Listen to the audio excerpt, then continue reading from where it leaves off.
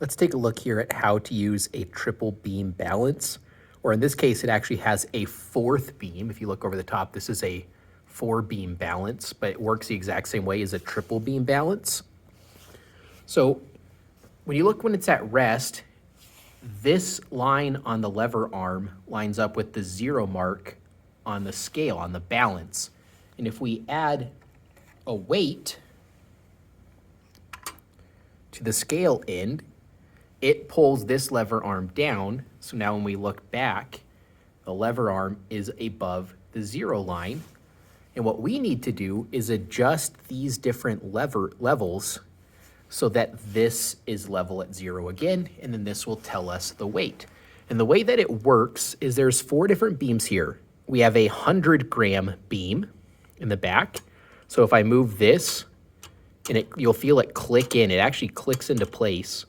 That now is measuring 100 grams. And if you look, the bar is still above. So we know that's not heavy enough.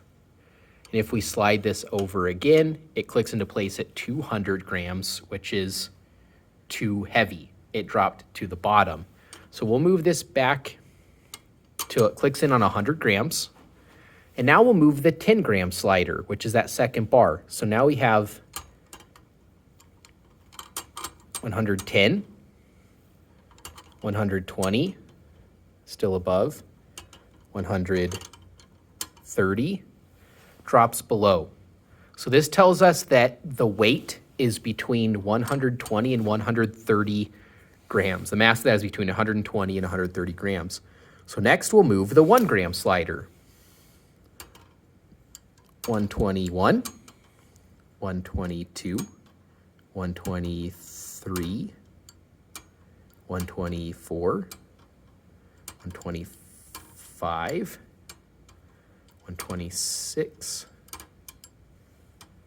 127, getting closer, 128, drops below. So this tells us it's between 127 and 128, so we'll go back to 7.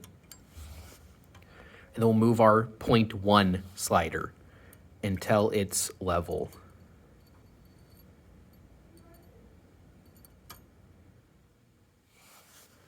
Give it a second to balance out. And then you can see that we just add all these numbers up. 100 plus 20 is 120. 120 plus 7 is 127. 127.8 gives us pretty close to balanced. It might be a little bit better, a little bit further back at 127.75. But this is how you use a triple beam balance. You just keep moving those different sliders until you get the scale to balance back up, hence it being a balance. So let's check on an electric scale nicer. Remember, we got 127.7 or about 127.8. We measure the same thing here, 127.7. So you can see that when done correctly, triple beam balances can be very, very accurate. Thanks for watching.